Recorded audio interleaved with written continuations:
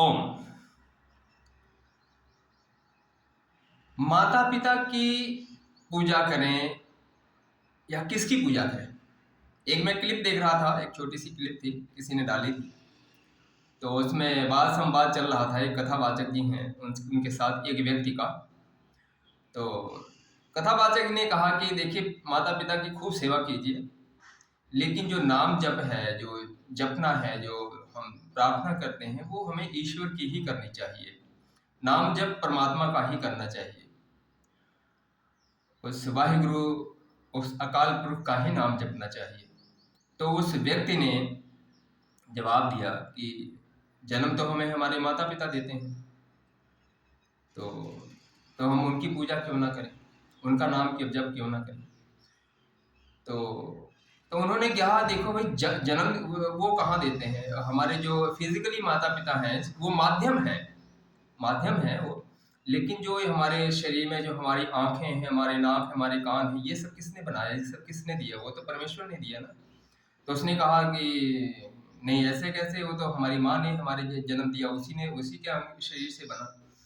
तो उन्होंने कहा, देखो, ऐसा नहीं है। वो ये सब चीजें जो है ना, हमारे जो अंग प्रत्यंग है, ये हमारे ईश्वर की देन है। अगर ऐसा ना होता, अगर माता पिता ही हमारे जो फिजिकली माता पिता हैं, अगर वो ही सब कुछ देते, तो फिर जो बेचारे अंधे पैदा होते हैं, जिनकी आंखें नहीं होती या कोई अंग विहीन होते हैं, वो ऐसे ऐसे कोई फिर नहीं रहता। कोई कौन सी माँ चाहती है, फिजिकली माँ कौन ऐसी माँ है जो माता पिता है जो चाहेगी कि उनका बेटा उसका कोई एक अंग ना हो उसके शरीर पर। तो वो तो सभी को दे सकते हैं, लेकिन वो नहीं दे सकते, क्योंकि ये तो सिर्फ ईश्वर के हाथ में है सब। तो उस व्यक्ति ने कहा, तो जो जिसके आंखें या हाथ या कोई अंग नहीं है, तो वो ईश्वर कौन सा दे देते हैं? अब इन मूर्खों को क्या बताएं। अब वो दरअसल ये क्या है कि ये कुछ लोग ऐसे होते हैं जो अपना उनको पता कुछ नहीं होता, और वो ये सोचते हैं कि उनसे ज्यादा बुद्धिमान कोई नहीं है। देखो इसमें क्या है, देखो ईश्वर जो है ना, वो अलग चीज है, और जो फिजिकली माता पिता, तो धरती के जो हमारे जो व्यवस्थाएं हैं, वो अलग चीज है। तो ये खेल सारा तो ईश्वर का ही है ना। वो माता पिता जो जिसकी आप कह रहे हो कि जो जिसने हमें जन्म दिया, फिजिकली जो माता पिता है, उनको भी तो किसी ने भेजा। वो कौन है? वो आदि शक्ति है, वो पर पिता परमेश्वर है, वो आदि शक्ति माता है, वो जगत माता है। तो नाम जप तो उन्हीं का करना चाहिए। देखो, ऐसे ना पागलों की तरह बात नहीं करना चाहिए, अज्ञानियों की तरह बात नहीं करना चाहिए, और बड़ों के सामने तो बिल्कुल नहीं। देखो, अब मैं एक इसका संशय आपका मिटा देता हूँ। देखो, धरती पर जब आप किसी का फिजिकली जन्म के कहीं भी होता है, हमारा जो हमें शरीर जिस माँ की कोख से हमें शरीर हमारा बनता है, वो बनाने वाला तो, अब आप हम कोई साइंस जो विज्ञान के जो वैज्ञानिक हैं, जो साइंटिस्ट हैं, वो कोई शरीर बना के दिखा दे कोई। अरे खून तो, रक्त का एक बूंद तो बना नहीं पाते, है ना।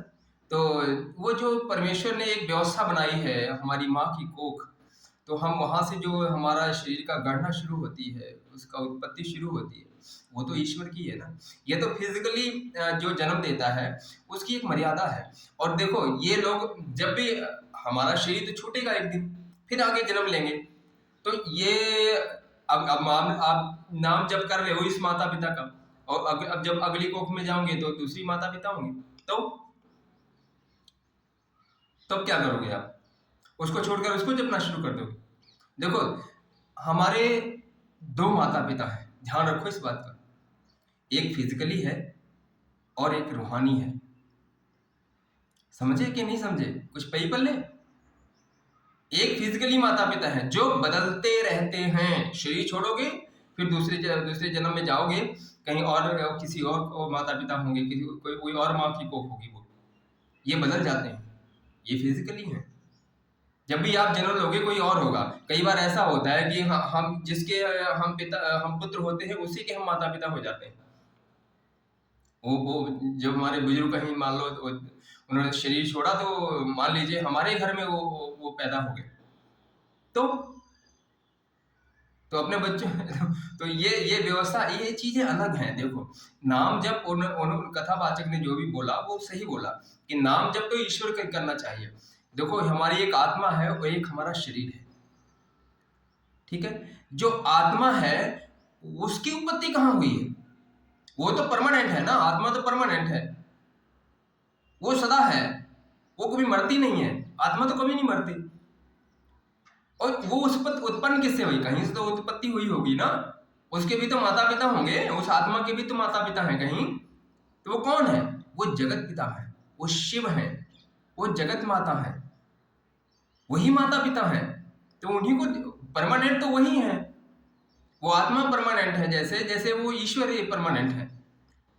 फिजिकली माता पिता बदल जाते हैं। तो मूर्खों की तरह बात मत कीजिए, इसको समझिए, इसकी गूढ़ता को समझिए। किसी भी संत के साथ ऐसे गलत दिशा में बात को मत कहा कीजिए। कुछ लोग तो भगवान को भी ज्ञान देने लग जाते हैं कि उन्होंने ऐसा क्यों करा, उन्होंने ऐसा, उनको पता ही नहीं था, उनको ऐसा करना चाहिए था, है ना। तो ऐसे नहीं है। जो अपने बड़े बुजुर्गों का कहना मानो, और वो जो कहते हैं उन पर थोड़ा चलना सीखो, है ना। जो श्रद्धेय गुरुदेव कहते हैं कि कुछ लोग ऐसे होते हैं जो, जिनको अगर माता पिता या गुरुदेव कुछ कह दें तो वो बड़े बुजुर्ग कुछ कह देते हैं तो मान लेते हैं, तो फिर वो उस ढर्रे पर नहीं जाते। वो जिस ढर्रे पर जाने से मना कर दें, बड़े बुजुर्ग हमारे गुरुजन मना मना कर दें, फिर वो व्यक्ति उस ढर्रे पर नहीं जाते। कुछ लोग मान जाते हैं और कुछ लोग नहीं मानते। जब ठोकर जाते हैं और ठोकर लगती है फिर वापस आ जाते हैं, फिर मान जाते हैं ठोकर खा के। और कुछ लोग ऐसे अज्ञानी होते हैं, वो बार बार ठोकर खाते हैं और बार बार जाते हैं उधर। तो कुछ ऐसे मूर्ख लोग भी होते हैं, जो बुद्धिहीन लोग भी होते हैं। तो उनसे कुछ नहीं कहना, लेकिन कुछ जो समझदार लोग हैं, ये वीडियो मैं उनके लिए बना रहा हूँ। वो समझें इस बात को कि दो माता पिता हैं हमारे। एक जगत माता हैं, एक जगत पिता हैं, वो शिव हैं, वो जगत माता हैं। और एक हमारे फिजिकली माता पिता हैं जो हमारे बदलते रहते हैं, आज हैं, और जब हम शरीर छोड़ेंगे तो किसी और की संतान होंगे, किसी और की को कोई और मेरी माँ होगी, तो ऐसे मत और कोई पिता होगा हमारा। तो ऐसे ये चीज़ें जो सांसारिक हैं, ये चीज़ें बदलती रहती हैं, लेकिन वो सत्य है, जो निरंतर है, जो सनातन है, वो परमेश्वर हैं, वो जगत माता हैं, वो शिव हैं, वो जगत पिता हैं। तो यहाँ क्लियर शायद हो गया होगा। ओम।